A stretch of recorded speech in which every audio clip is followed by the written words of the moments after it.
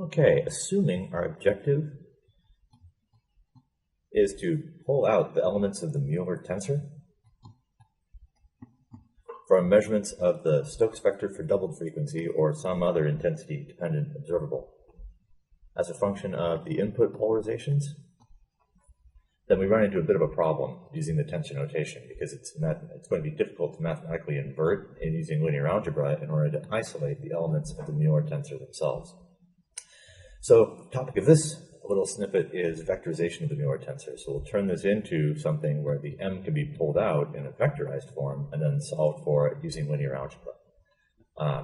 And I'll start before going into vectorization of tensors. Briefly review vectorization of matrices because that'll serve as the foundation. So for vectorization of a matrix, the vec operator is well established, and this is the order of the elements that emerge from the vectorization operation. In vectorization of matrices, it's not difficult. There's no controversy over the ordering of elements at all. Turns out when you get to tensors, it does start to be a bit interesting in terms of the fact that you don't necessarily know which particular elements should go in which particular order unless there's some pre-established convention.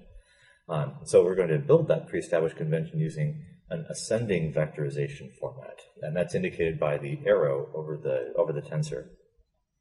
So in the ascending vector format, the tensor elements always increase in binary form. So when considering the vectorization of the Mueller tensor, for example, we know exactly if we use this ascending vectorization notation, the order in which the indices will appear in the vectorized form. And they'll be 0, 0, 0, 0, 0, 1, 0, 0, 2, 0, 0, 3, and then 0, 1, 0, all the way down to 3, 3, 3. And that'll be the full set of 64 in ascending vectorized form notation. Now, there's a couple of key advantages to moving to a vectorized format. First is that we can isolate and solve the elements of the Mueller tensor using linear algebra if we take advantage of some identity relations that apply to vectorization operations. And these are the two that we'll use in this little snippet. The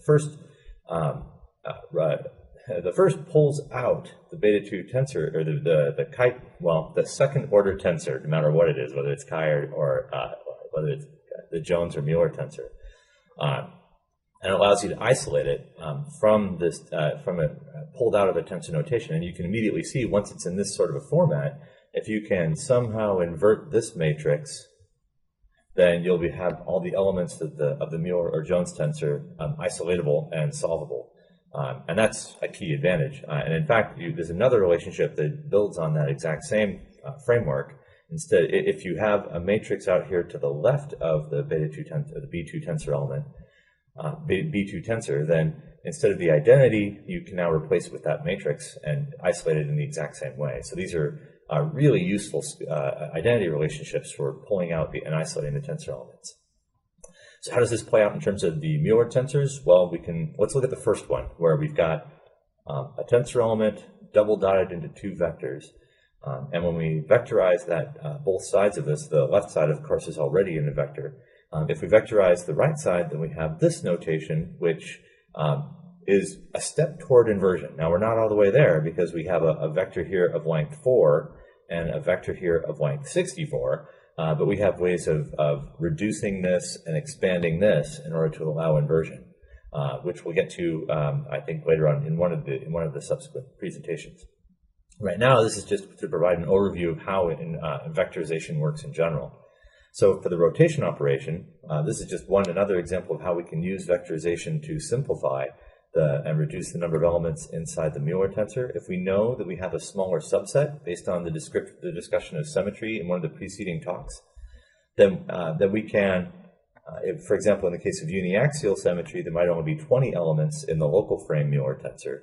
And we can populate the full set of 64 with the symmetry matrix, rotate that into the laboratory frame, and then consider what happens as we apply different polarization states and measure the second harmonic coming out in the polarization state of the double light. And then if we make enough of these measurements, we can invert this whole mess and solve for the local frame Mueller tensor.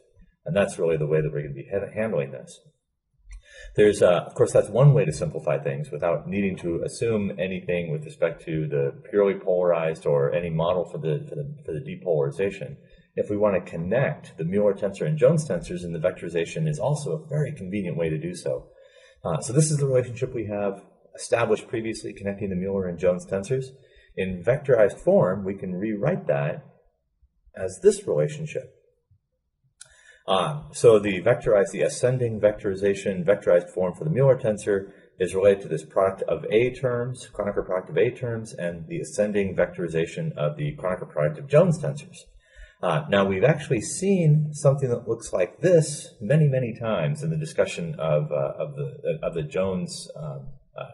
Jones framework, Jones measurement frame for polarization analysis, which is not exactly the same thing that we have from this vectorization of the Mueller tensor.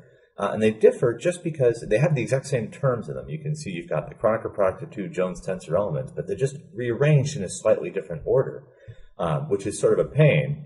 But there is a way to get around that. If we can define an elementary matrix that will resort these, then we can get the set of products of Jones tensor elements that are given from the Mueller tensor architecture and relate them back to that framework we've already well established in terms of the Jones architecture.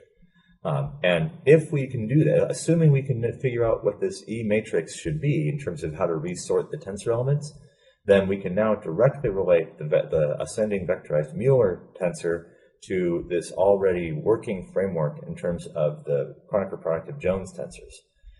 And so that's really where we're going to go next. The next step is just figuring out what this matrix E is all about.